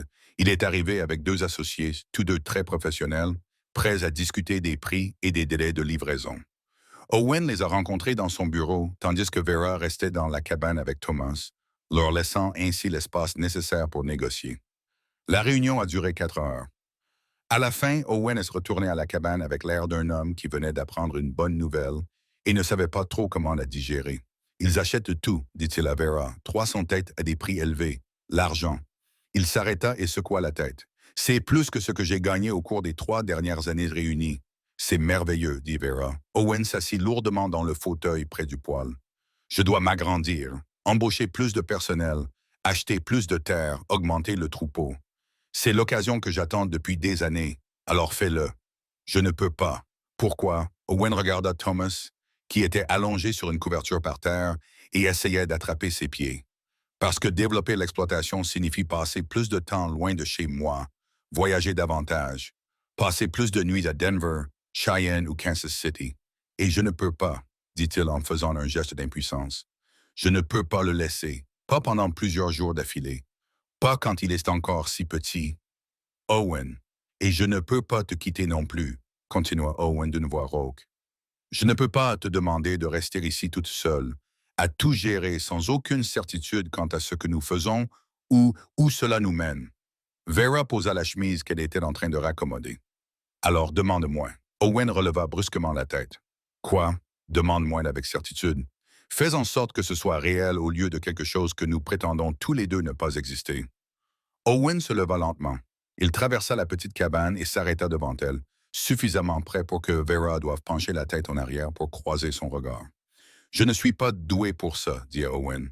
Je n'ai pas de belles paroles. Je ne suis pas romantique. Je suis un éleveur qui sent le bétail la moitié du temps et dont l'idée de la fête est de réparer une clôture avec succès. Je sais. Je pleure encore ma femme. Je vais probablement la pleurer pendant des années. Et je ne peux pas promettre que je saurai toujours faire de la place à la fois pour son souvenir et pour toi. Je le sais aussi.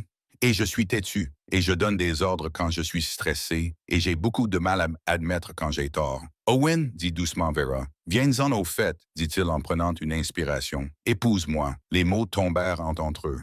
Simple et direct. Pas parce que tu es pratique, continua Owen. Pas parce que Thomas a besoin de toi, même si c'est le cas. Épouse-moi parce que je veux que tu sois là. Parce que je veux rentrer à la maison pour te retrouver. Parce que l'idée que tu partes me donne l'impression de perdre quelque chose que je ne peux pas me permettre de perdre à nouveau. Les yeux de Vera piquèrent. Ce n'est pas une demande en mariage très romantique. Je t'ai dit que je n'étais pas doué pour ça. Non, dit doucement Vera. C'est parfait. C'est honnête. Les mains d'Owen se crispèrent un point à ses côtés, comme s'il se retenait de la toucher. C'est oui? C'est oui si tu comprends ce que tu demandes. Je ne suis pas Caroline. Je ne serai pas elle. Je ne la remplacerai pas. Je ne veux pas que tu le sois. Je vais faire des erreurs. Je vais avoir des mauvais jours où je pleurerai ma fille et mon premier mari. Et je ne serai peut-être pas de bonne compagnie, moi non plus. Et je vais me disputer avec toi quand tu seras têtu. Tu le fais déjà. Vera se leva et réduisit la petite distance qui les séparait. Alors oui, je t'épouserai. Owen expira bruyamment. Redis-le. Oui. Owen soudain, je t'épouserai. Cette fois, Owen la prit délicatement dans ses bras, comme si elle était quelque chose de précieux. Ses mains se posèrent sur sa taille, chaude et ferme, et il la serra contre lui, suffisamment pour qu'elle puisse sentir ses tremblements. La simple pression de ses paumes contre ses flancs fit naître une étincelle, une chaleur sensible qui se répandit dans tout son corps, réveillant des désirs longtemps refoulés dans la lumière tranquille de l'après-midi qui filtrait à travers la fenêtre de la cabane. « Je ne te mérite pas, dit-il contre ses cheveux. « Probablement pas, acquiesça Vera. Mais tu m'auras quand même. » Il rit, surpris, sincèrement, puis sa bouche trouva la sienne dans un baiser profond et passionné qui contenait tout le poids de leur désir inavoué. Les doigts de Vera s'agrippèrent à sa chemise, le tirant vers elle alors que leurs corps s'alignaient, la chaleur entre eux montant rapidement. Les mains d'Owen remontèrent, traçant les lignes de son dos, avec une intention ferme avant de la guider vers le petit lit dans le coin, loin de l'endroit où Thomas jouait joyeusement sur sa couverture. Elle s'affaissa sur le bord et il la suivit, son poids la pressant doucement contre lui tandis qu'il ôtait sa chemise, révélant les muscles saillants de son torse. La robe de Vera se desserra sous ses doigts sourds, le tissu s'écartant pour exposer sa peau à l'air frais, mais son toucher chassa tout frisson. Explorant avec une avidité qui reflétait la sienne, il la pénétra d'un mouvement doux et insistant qui leur arracha un halètement commun. Leurs corps s'unissant dans un rythme qui commença lentement et délibérément, chaque mouvement approfondissant leur connexion. Leur rythme s'accéléra, leurs corps bougeant en harmonie, glissant et pressant, la friction créant des couches de sensations intenses qui les traversaient. Ses jambes s'enroulèrent autour de lui, le rapprochant à chaque poussée, ses ongles effleurant sa peau alors que des vagues de plaisir montaient, brutes et implacables. Il soutint son regard, l'intensité de ses yeux alimentant le feu, jusqu'à ce que l'extase les submerge tous les deux dans une puissante vague, les laissant épuisés et enlacés, leur respiration se mêlant dans la douceur de l'après. Quand ils se séparèrent enfin, tous deux haletants, Owen posa son front contre le sien. « On devrait probablement le dire à Thomas, dit-il. » Thomas, toujours allongé sur le sol, avait réussi à mettre les pieds dans le plat et semblait extrêmement satisfait de lui-même. « Je pense qu'il est occupé, dit Vera. Owen sourit. C'est un garçon intelligent. Puis il l'embrassa à nouveau, et Vera décida que certaines choses valaient la peine d'attendre, même si le poids des années vous brisait et vous reconstruisait différemment. Cela en valait la peine. Ils se marièrent à Fort Collins, un jeudi froid de décembre. La cérémonie eut lieu dans une petite église aux bancs usés et aux fenêtres qui laissaient passer les courants d'air, en présence de la sœur d'Owen, d'une poignée d'ouvriers agricoles et le pasteur, qui fit en sorte que la cérémonie soit brève, car il avait un autre mariage prévu après. Vera portait une robe qu'elle avait confectionnée elle-même, en laine bleu foncé, pratique mais jolie, avec de la dentelle au col. Owen portait son plus beau costume, récemment nettoyé, et tint Thomas dans ses bras pendant toute la cérémonie, car le bébé criait chaque fois que quelqu'un d'autre essayait de le prendre. Le pasteur les a déclarés mari et femme. Owen l'a embrassé rapidement, presque timidement, conscient des témoins, et Thomas a attrapé le voile de Vera et l'a tiré. Il a un avis sur tout, a murmuré Owen en démêlant les petits points du tissu. C'est ton fils, a répondu Vera. Ils ont signé les papiers dans le bureau du pasteur pour officialiser leur union. Owen a payé les frais de 5 $ et ils sont sortis de l'église sous un soleil d'après-midi plus chaud qu'il n'aurait dû l'être en décembre. Madame Sutton, a dit Owen, pour tester. Vera a souri. Ça semble étrange. Tu t'y habitueras. Vraiment? Il prit sa main, celle qui ne tenait pas Thomas, et la serra doucement. Je l'espère, car je ne te laisserai pas changer d'avis maintenant. Ils montèrent dans le break et retournèrent au ranch alors que le soleil se couchait derrière les montagnes, peignant le ciel de nuances orange et rose. Thomas s'endormit entre eux, son petit corps chaud et confiant, et Vera repensa à la femme qu'elle était 6 mois auparavant, vide, en deuil, certaine qu'elle n'avait plus rien à donner. Elle s'était trompée. Le printemps arriva tardivement en 1884, mais lorsqu'il arriva, ce fut avec force. La neige fondait dans les rivières tumultueuses, l'herbe verdissait du jour au lendemain, les fleurs sauvages explosaient dans les prairies comme si quelqu'un avait renversé de la peinture. Les ranchs prospéraient. L'accord conclu par Owen avec Creed Shepherd avait ouvert la porte à d'autres acheteurs, à d'autres contrats, à des revenus réguliers qui permettaient de s'agrandir. Ils achetèrent des terres adjacentes, embauchèrent 5 hommes supplémentaires et augmentèrent le troupeau à 600 têtes. L'argent ne manquait plus. La vie était confortable et Vera était enceinte. Elle s'en était doutée en février, mais n'avait rien dit avant mars, lorsque les nausées matinales rendirent le déni impossible. Elle l'annonça à Owen au petit déjeuner, d'un ton neutre, se préparant à sa réaction. Owen pâlit, puis resta immobile. Il se leva, contourna la table et la serra dans ses bras sans un mot. « Ça va ?» demanda-t-elle contre son épaule. « Je suis terrifié, admit-il, mais ça va, moi ça. » À la fin du mois de mai, Vera était enceinte de 5 mois et commençait à montrer des signes qui rendaient ses robes inconfortablement serrées. Owen la regardait avec l'intensité d'un homme s'attendant à un désastre à tout moment, ce qui aurait été agaçant, sauf qu'elle trouvait cela étrangement attachant. « Je ne suis pas fragile, » lui avait-elle dit lorsqu'il avait essayé de l'empêcher de soulever un panier de linge. « Je sais, alors laisse-moi travailler. » « Mais si, Owen, Sutton, si tu finis cette phrase, je vais te frapper avec ce panier. » Owen s'était sagement retiré. Thomas marchait maintenant, intitubant. Vraiment, une démarche d'ivrogne qui se terminait le plus souvent par une chute brutale et un regard offensé par l'existence de la gravité. Il avait des opinions sur tout. Sa nourriture, le pain était bon, les légumes suspects, ses vêtements une tyrannie restrictive, et l'autorité de son père discutable.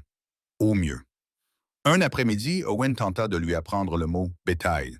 « 10 bétail », lui demanda Owen en lui montrant le troupeau au loin.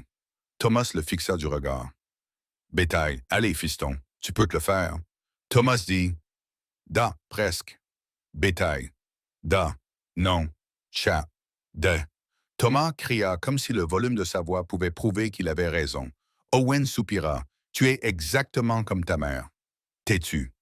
Vera, qui observait depuis le porche, demanda « Quelle mère? » Parce que Caroline était têtue, elle aussi. « Vous êtes tous les deux comme ça, » marmonna Owen. « Je suis entouré de femmes têtues, d'hier et d'aujourd'hui. » Thomas se dandina jusqu'à Vera et attrapa sa jupe pour se hisser. Elle le souleva avec précaution, ajustant son équilibre pour compenser le poids supplémentaire dans son ventre, et Thomas saisit immédiatement son visage à 2 mains. « Maman, » dit-il clairement. Vera se figea. C'était la première fois qu'il le disait. Owen se retourna, les yeux écarquillés. « Il vient de dire « Maman » Thomas répéta, l'air satisfait. Vera eut la gorge serrée.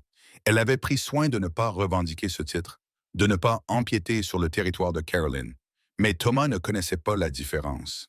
Il savait juste que Vera était là pour le nourrir, le tenir dans ses bras, être présente chaque jour. « Salut, mon petit chéri, » murmura-t-elle. « Oui, je suis là. » Owen s'approcha, les enlaça tous les deux et murmura dans les cheveux de Vera. « Caroline t'aurait aimé. » Tu sais bien qu'elle aurait aimé que tu te disputes avec moi. Elle aurait aimé ton sens pratique et elle aurait adoré que tu fasses rire Thomas. Vera se blottit contre lui. Thomas entre eux, le bébé qu'elle portait pressé contre le ventre d'Owen, et elle pensa, c'est ça la famille. Compliquée, complexe, fondée sur la perte et la survie, mais une famille quand même. La prospérité apportait son lot de défis. Plus de bétail signifiait plus de travail, plus d'hommes signifiait plus de personnalités à gérer, et plus d'argent signifiait plus de gens qui se présentaient avec des opportunités allant du légitime à la fraude pure et simple. Un homme essaya de vendre à Owen un aliment révolutionnaire pour le bétail qui s'avéra être de la sciure mélangée à de la mélasse. Un autre voulait investir dans un projet d'importation de moutons d'Écosse, ce qui aurait été une bonne chose. Sauf que cet homme n'avait en réalité aucun mouton. Un troisième est arrivé avec des plans élaborés pour un chemin de fer destiné au bétail qui traverserait directement le ranch, coupant la propriété en deux et obligeant Owen à payer pour ce privilège. Owen, de plus en plus épuisé par ses absurdités, a commencé à emmener Vera aux réunions. Tu es meilleur pour repérer les menteurs, lui a-t-il dit. Ou alors tu es juste naïve, c'est vrai. Ils formaient une bonne équipe. Owen comprenait le bétail, la terre et les prix du marché. Vera comprenait les gens lorsqu'ils étaient nerveux, lorsqu'ils mentaient, lorsqu'ils étaient suffisamment désespérés pour accepter un mauvais accord. Un après-midi, un homme nommé George Vasquez est arrivé avec une proposition de partenariat pour un programme d'élevage. Il avait de bonnes références, des recommandations solides et des chiffres raisonnables. Mais quelque chose chez lui a mis Vera sur ses gardes. Puis-je vous poser une question? Demanda-t-elle prudemment pendant la réunion. Où votre bétail est-il actuellement élevé? Vasquez sourit. J'ai une propriété à environ 65 km nord d'ici. Et depuis combien de temps y élevez-vous du bétail? 3 ans. Dans le Colorado? Oui, madame. Vera hocha la tête d'un air pensif. C'est impressionnant, d'autant plus que la propriété dont vous parlez a été vendue à une société minière il y a 2 ans et qu'elle n'a plus abrité de bétail depuis. Le sourire de Vasquez s'est effacé. Owen s'est calé dans son fauteuil, les bras croisés. Je pense que nous en avons terminé. Après le départ précipité de Vasquez, Owen a regardé Vera avec une sorte d'admiration. Comment le saviez-vous? Je ne le savais pas, mais je m'en doutais. Vera s'est levée et s'est étiré le dos. Et les hommes qui mentent sur des petites choses mentent généralement sur tout. Rappelez-moi de ne jamais jouer aux cartes avec vous. Tu ne peux pas te permettre de perdre contre moi de toute façon. Owen sourit. Tu as raison, je ne peux pas. Le bébé est né en septembre 1884, 3 semaines avant terme, mais en bonne santé. Le travail a été plus rapide que Vera ne l'avait prévu, 6 heures entre la première contraction et la poussée finale, mais plus difficile qu'elle ne s'en souvenait. Tout lui faisait mal. Tout était trop difficile. Elle insulta Owen 2 fois, s'excusa 1 fois, puis l'insulta à nouveau lorsqu'une autre contraction la frappa. Owen lui tint la main et ne broncha pas lorsqu'elle la serra si fort qu'il en eut des bleus. La sage-femme, une femme sévère nommée Isabel Craig, qui avait mis au monde la moitié des bébés du comté, dirigeait tout avec l'autorité calme de quelqu'un qui avait déjà tout vu. « Poussez !» ordonna Isabelle. Vera poussa à nouveau. Vera poussa plus fort, avec l'impression d'être coupée en deux. Encore une fois, donnez tout ce que vous avez. Vera donna tout ce qu'elle avait, un hurlant, et soudain, ce fut le soulagement, le relâchement et le cri d'un bébé qui pleurait fort, furieusement. Une fille en bonne santé, annonça Isabelle en montrant le bébé à Vera. En bonne santé, en colère d'être née, mais en bonne santé. Owen rit, surpris, ravi, tremblant de soulagement. Elle a déjà des opinions, tel père, telle fille, dit Vera faiblement. Ils l'appelèrent Carolyn. Martha Sutton, Carolyn pour la première femme d'Owen. Martha pour la première fille de Vera. Les deux prénoms exprimaient l'amour et le chagrin, et la compréhension que porter le passé en soi ne signifiait pas être prisonnier de celui-ci. Thomas n'était pas impressionné par sa sœur. On lui avait dit qu'un bébé allait arriver, et il semblait vaguement intéressé par le concept. Mais lorsque Caroline est arrivée, le visage rouge, hurlant, exigeant une attention constante, Thomas a décidé qu'elle était une intruse indésirable qui avait volé l'attention de ses parents.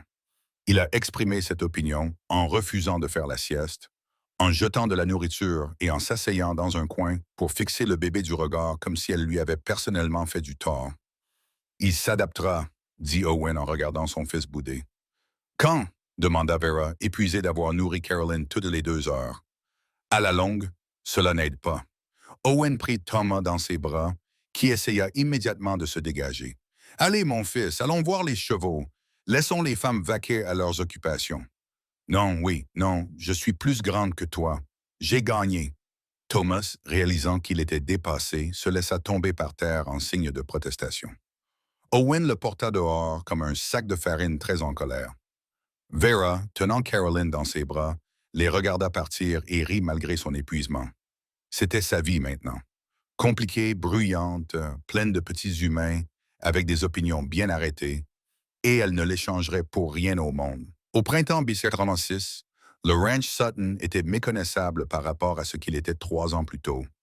Le troupeau comptait désormais près d'1 millier de têtes. La maison avait été agrandie avec 2 chambres supplémentaires, une cuisine plus grande et une salle à manger convenable pour recevoir les associés.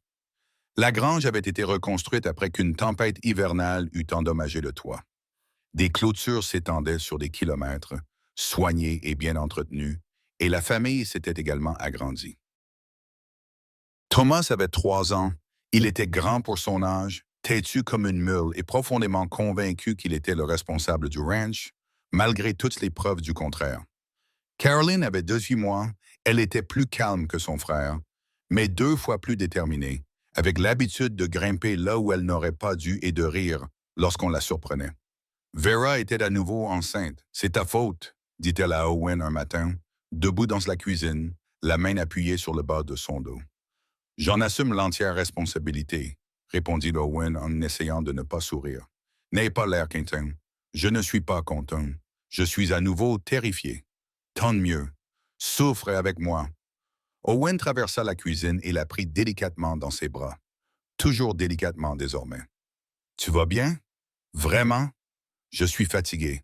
Je suis énorme. J'ai mal au dos. Et Thomas a essayé de faire manger de la terre à Caroline ce matin. Elle en a mangé? Elle y a réfléchi. Owen rit, et Vera sentit le son résonner dans sa poitrine. Après 3 ans de mariage, elle aimait toujours ce rire, surpris, sincère, le son d'un homme qui avait oublié comment être heureux et qui réapprenait. Il s'était installé dans une routine. Owen gérait le ranch avec l'aide de son contremaître, un homme compétent nommé Mason Boone, qui comprenait le bétail et ne posait pas de questions stupides. Vera s'occupait de la maison, des enfants et de plus en plus des comptes du ranch, car la comptabilité d'Owen lui donnait des tics à l'œil. « Tu ne peux pas te contenter d'estimer les dépenses, lui dit-elle après avoir examiné ses registres. Pourquoi? Parce que ce n'est pas ainsi que fonctionnent les chiffres. Les chiffres sont assez précis. Owen Sutton, c'est en se contentant de chiffres assez précis que les gens font faillite. Owen avait sagement confié la gestion financière à sa femme, qui abordait la comptabilité avec la même précision qu'elle abordait la couture. Chaque chiffre à sa place, chaque colonne équilibrée, sans aucune imprécision. Les ranchs prospéra sous leur gestion conjointe. Les contrats étaient négociés équitablement. Le bétail était vendu à bon prix. L'argent était investi avec prudence. Une partie était économisée. Une autre servait à l'expansion. Une autre encore était mise de côté pour l'avenir des enfants. Et le soir, lorsque les enfants étaient endormis et que la maison était calme, Owen et Vera s'asseyaient ensemble sous le porche, regardaient le soleil se coucher sur les montagnes et parlaient de tout et de rien. « Thomas veut un chien, » dit Owen un soir. « Thomas veut tout. » « C'est vrai. Que lui as-tu répondu? Que nous allions y réfléchir. » Vera haussa un sourcil. « Nous? Tu es plus doué pour dire non. C'est parce que tu es trop gentille. Je suis pragmatique. Hier, tu l'as laissé manger du gâteau au petit déjeuner. » Owen se tortilla, mal à l'aise. Il était très persuasif. Il a 3 ans, persuasif. 3 ans. Vera rit en appuyant sa tête sur l'épaule d'Owen. « On va avoir un chien, n'est-ce pas? » « Tu es probablement impossible et tu m'aimes quand même. » Vera tourna la tête pour le regarder. Cet homme qui avait été arrogant, désespéré, têtu et gentil, qui lui avait donné l'espace nécessaire pour faire son deuil et le temps de guérir, et une vie dont elle ne savait pas qu'elle voulait. « Oui, dit-elle doucement, je t'aime. Owen l'embrassa lentement et longuement, le genre de baiser qui promettait plus pour plus tard, quand il ne serait plus sous le porche, à la vue des ouvriers du ranch. Le troisième bébé naquit en décembre 1886. Une autre fille. L'accouchement fut plus facile, plus rapide, moins douloureux. Ou peut-être que Vera était simplement mieux préparée. Quoi qu'il en soit, 4 heures après la première contraction, Sloane Isabel Sutton arriva, hurlant son mécontentement face à ce monde froid. Elle a de bons poumons, dit Isabel Craig d'un ton approbateur. Celle-ci va être bruyante. Merveilleux, dit Vera faiblement. Juste ce dont nous avions besoin. Owen tenait sa nouvelle fille comme si elle était en verre. Ses grandes mains berçaient son petit corps avec un soin extrême. Elle est parfaite. Ils sont tous parfaits quand ils ne crient pas à 2 heures du matin. C'était vrai. Thomas et Caroline furent autorisés à rencontrer leur sœur sous stricte surveillance. Thomas regarda le bébé avec une profonde méfiance. « Bébé », dit-il comme s'il identifiait une menace potentielle. « Oui », confirma Vera. « Ta sœur ?»« Non. Désolé, mon fils, tu es en minorité. » Thomas croisa les bras, manifestement prêt à se rebeller. Caroline, quant à elle, grimpa sur le lit et tenta de toucher le visage du bébé. « Doucement », dit Owen en redirigeant sa main. « Doucement. » Caroline caressa la tête de Sloane avec une tendresse surprenante, puis sourit, satisfaite d'elle-même. « C'est bien, ma fille, » dit Vera. Dehors, la neige tombait en flocons épais et lourds qui recouvriraient le ranch de blanc au matin. À l'intérieur, la maison était chaude, pleine de bruit et de vie, et du chaos particulier qui accompagnait 3 enfants de moins de 4 ans. Vera regarda sa famille, Owen tenant Sloane dans ses bras, Thomas boudeur dans un coin, Caroline essayant d'escalader son père comme un arbre, et sentit quelque chose d'énorme et de chaud s'installer dans sa poitrine. C'était sa vie, pas la vie qu'elle avait imaginée à 16 ans, en attendant des lettres de Boston, pas la vie qu'elle avait prévue lorsqu'elle avait épousé Thomas Buckley et pensé qu'ils passeraient 50 ans ensemble. Ce n'était même pas la vie qu'elle avait espérée lorsqu'elle était montée dans cette diligence à Cheyenne et avait nourri le bébé hurlant d'un inconnu. C'était mieux. Désordonné, compliqué, fondé sur la perte, la survie et un espoir obstiné, mais mieux. Les années passèrent. Le ranch continua de prospérer. Owen acquit la réputation d'être un commerçant équitable, un bon employeur, un homme d'affaires honnête. Les gens venaient de tout le territoire pour acheter du bétail au ranch Sutton, sachant qu'ils obtiendraient des animaux de qualité et des réponses franches. Thomas grandit et devint sérieux, héritant du tempérament de son père et de l'obstination de ses 2 parents. Il apprit à monter à cheval à 5 ans, commença à aider aux petites tâches du ranch à 7 ans et annonça à 9 ans qu'il avait l'intention de diriger le ranch un jour. « Très bien, » lui répondit Owen. « Tu devras alors apprendre la comptabilité. » Le visage de Thomas s'assombrit. « Mais c'est ennuyeux et nécessaire, » demanda ta mère. Vera, qui avait entendu la conversation, appela depuis la cuisine. « Écoute ton père. Il a appris cette leçon à ses dépens. » Caroline devint la négociatrice, intelligente, observatrice, capable de se sortir de n'importe quelle situation grâce à son éloquence. Elle apprit à lire très tôt, dévorait les livres comme de la nourriture et, à l'âge de 7 ans, annonça qu'elle voulait être enseignante ou avocate, ajouta-t-elle. « Je n'ai pas encore décidé. »« Pourquoi pas les deux ?» suggéra Vera. Caroline réfléchit à la question. « C'est pratique. » Sloane était la plus sauvage, grimpant aux arbres, attrapant des serpents, rentrant à la maison couverte de boue et sans aucun remords. Elle montait à cheval comme si elle était née dessus, n'avait peur de rien et maintenait ses parents dans un état de panique constante. « Elle va nous donner des cheveux gris », marmonna Owen en regardant sa plus jeune fille escalader le toit de la grange parce qu'elle avait décidé que la vue serait meilleure de là-haut. « Tu as déjà des cheveux gris », fit remarquer Vera. Elle ne fait qu'empirer les choses. Vera glissa sa main dans la sienne et la serra doucement. Elle est parfaite. Ils le sont tous. Owen regarda sa femme, plus âgée maintenant, les yeux ridés à force de plisser les paupières pour lire les livres de contes et de rire des bêtises des enfants, les cheveux plus argentés que bruns.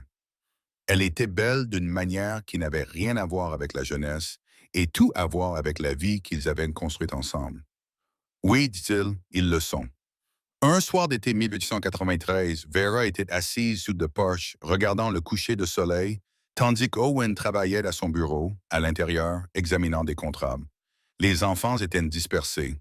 Thomas aidait les ouvriers du ranch. Carolyn lisait sous un arbre. Sloane était quelque part en train de faire quelque chose de probablement déconseillé. 10 ans s'étaient écoulés depuis qu'elle était montée dans cette diligence. 10 ans depuis qu'elle avait pris la décision la plus impensable, impossible et terrifiante de sa vie. Elle avait allaité le bébé d'une inconnue parce que son corps l'avait exigé et que son cœur n'avait pas pu refuser. Elle était entrée dans le deuil d'une famille et avait trouvé sa propre guérison. Elle avait épousé un homme qui avait été honnête au sujet de sa souffrance et qui l'avait laissé être honnête au sujet de la sienne.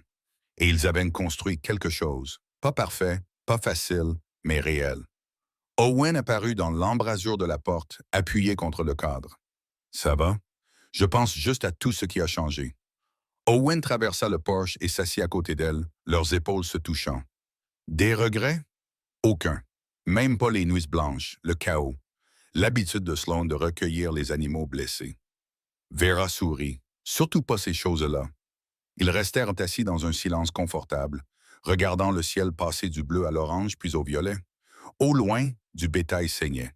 Plus près, ils pouvaient entendre Carolyn lire à haute voix et Sloane se disputer avec Thomas à propos de quelque chose de compliqué et de ridicule. Merci, dit Owen doucement. Vera le regarda. Pourquoi? Pour être monté sur scène, coach, pour avoir eu le courage de faire ce que tu as fait, pour être resté alors que tu aurais pu partir, pour... Il fit un geste d'impuissance. Pour tout ça, tu m'as donné une vie, dit Vera. Quand je pensais que la mienne était finie, tu m'as donné une raison de continuer. On s'est donné ça l'un à l'autre. Oui, acquiesça Vera. C'est vrai.